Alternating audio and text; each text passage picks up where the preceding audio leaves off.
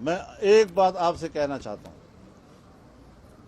کہ عمران خان کی حکومت کا خاتمہ یہ حکومت کا خاتمہ نہیں ہے، اسی سے پاکستان کو بچایا ہے ہم نے۔ یہ ملک کو تباہ کرنے کے ایجنڈے پہ آیا تھا اور اس کی حکومت کا خاتمہ پاکستان کی بقا کے لیے لازم تھا۔ کوئی کاغذ پھر آ رہا ہے،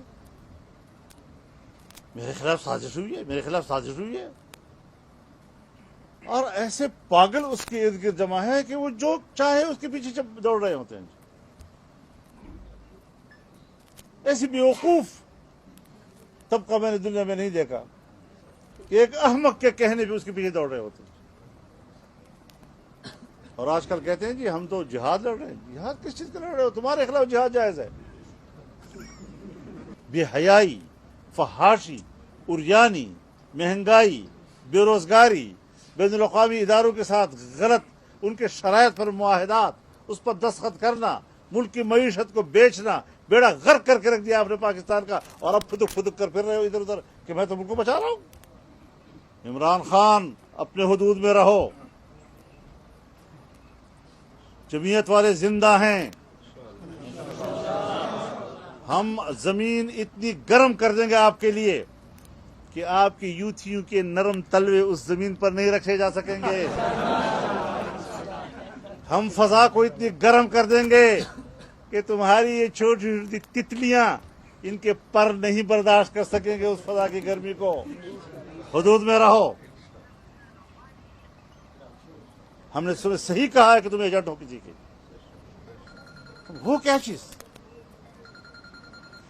لاس اینجلس سے لے کر ڈی چوک تک تمہارے تعفن کی بدبو پھیل رہی ہے، اخلاق تمہارے یہ ہیں، کردار تمہارا یہ ہے، تم ہمیں پاکستان کے نظام سمجھاتے ہو؟ گندگی اور غلاظتوں سے توقع ہے کہ وہاں سے پھول اٹھیں گے، خوشبوئیں اٹھیں گی۔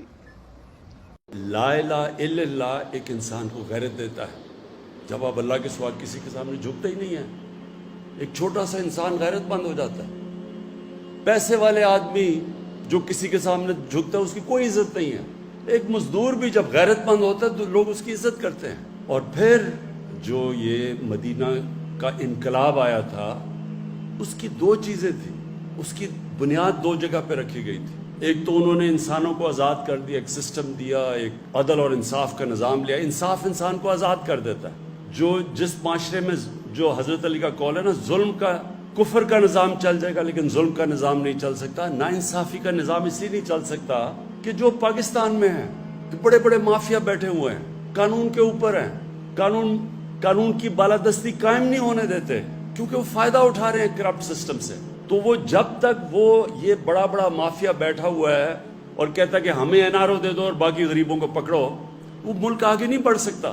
تو ہمارے نبی صلی اللہ علیہ وسلم نے سب سے پہلے مدینہ میں انصاف قائم کیا کہ میری بیٹی بھی اگر جرم کرے گی تو اس کو سزا ملے گی۔ اور تمہارے سے پہلے بڑی قومیں تباہ ہوئی جدھر قانون نہیں تھا، جدھر انصاف نہیں تھا، جدھر طاقتور کے لیے اور کمزور کے لیے دوسرا۔ اور دوسری چیز تھی، انہوں نے انسانوں کے کیریکٹر کو اٹھایا، کیریکٹر بلڈنگ کی نیشن کی۔ صادق اور امین، سچا اور ایماندار، وہ کیریکٹر سے وہ لوگ اٹھے۔ کبھی بھی جھوٹے لوگ، ڈرپوک لوگ بڑے قوم نہیں بنا سکتے۔ سچے لوگ، دلیر لوگ، جو اللہ میں، جو لا الہ الا اللہ میں ماننے والے لوگ، غیرت مند لوگ، وہ صرف بڑی قوم بنتا ہے۔ اور وہ ثابت ہے، مدینہ کی ریاست میں وہ ثابت ہوا ہے کہ دیکھتے دیکھتے چل، یعنی جنگ بدر کے 11 سال بعد تو ایک سپر پاور گری اور 13 سال کے بعد دوسری گری ان کے سامنے۔ تاریخ کا حصہ یہ۔ تو میں صرف آپ کو یہ سمجھانا چاہتا ہوں اور اپنی قوم کو، ہم ایک بڑی قوم نہیں بن سکتے جب تک ہم اپنا کیریکٹر ٹھیک نہ کریں۔ ہم بھی صادق اور امین نہ بنیں، سچے اور امانت دار نہ بنیں، انصاف کرنے والے نہ بنیں، کبھی قوم بڑی نہیں بن سکتی۔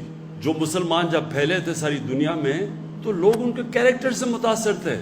انڈونیزیا اور ملیشیا کے اندر کوئی مسلمان فوج نہیں گئی تھی، وہ ان کے تاجروں کے کیریکٹر سے لوگ مسلمان ہو گئے۔ اس لیے ہم بھی پاکستانی، اور میں کیونکہ ہماری اکثریت نوجوانوں کی ہے، میں مسلسل اپنے نوجوانوں کو اس چیز سمجھاتا ہوں کہ اللہ نے اس ملک کو کسی چیز کی کمی نہیں دی۔ ہمیں وہ یہ خطہ وہ ہے جس میں سب کچھ دے دیا اس نے، لیکن ایک ہمیں کیریکٹر چاہیے ایک عظیم قوم بننے کے لیے، سچے لوگ، سچائی. یہ جو علی امین بات کر رہا تھا کرپشن کی، جو بھی ہاتھ پھیلاتا ہے کسی کے سامنے، پیسے مانگتا ہے کسی سے، اس کی دنیا عزت نہیں کرتی. جب کسی کو رشوت دیتا ہے تو اس کی غیرت جاتی ہے، جو رشوت لیتا ہے اس کی غیرت جاتی ہے. میں جن لوگوں کو ہم کافر کہتے ہیں، میں نے ساری دنیا دیکھی ہوئی ہے. آپ حیران ہوں گے، وہاں اس طرح اخبار پڑا ہوتا ہے، لوگ پیسے ڈالتے ہیں، اخبار کوئی دیکھنے والا بھی نہیں ہوتا. کبھی وہاں سوچتے بھی نہیں کوئی دھاندلی ہوگی الیکشن میں. ہمارے یہاں پولنگ ایجنٹس بیٹھے ہوتے ہیں، وہاں ہو رہا ہوتا ہے، پھر لڑائیاں ہو رہی ہوتی ہیں. وہاں تو آتا ہے سیدھا ووٹ ڈال کے چلا گیا، کوئی پوچھنے والا بھی نہیں ہوتا، کوئی کہتا نہیں دھاندلی ہوئی. کہیں دیکھ لیں یورپ میں الیکشن ہوتا ہے، کہیں کوئی سوچتا بھی نہیں ہے دھاندلی کا. ہماری الیکشن سے پہلے ہماری گھنٹوں میٹنگ یہ نہیں ہو رہی ہوتی کہ ووٹر کو کیسے نکالنا ہے، دھاندلی کیسے روکنی ہے. تو یہ ہمارے لیے بڑی شرم کی بات ہے کہ ہمارے اس طرح کے لوگ آئے جو آج باہر بیٹھے ہوئے ہیں اور باہر اربوں اربوں روپے کی پراپرٹیز پہ بیٹھے ہوئے ہیں، ایک رسید نہیں بتا سکتے پیسہ کدھر سے آیا، اور وہاں سے تقریریں کر رہے ہیں یہاں بیٹھ کے. اس لیے جو جب تک اگر ہم نے بڑی قوم بننا ہے، عظیم قوم بننا ہے، وہ جو ہمیں بننا تھا، جو یہ بہت بڑا پاکستان کا کانسیپٹ تھا. تو میں صرف آپ کو شروع میں یہ بتا دوں کہ ایک تو سسٹم کے اندر ہم آج جنگ لڑ رہے ہیں قانون کی بالادستی کی، سارے مافیاز کے خلاف، یہ اس پہ انشاءاللہ ہم کامیاب ہوں گے. اور دوسری، قوم نے اپنے آپ کو چینج کر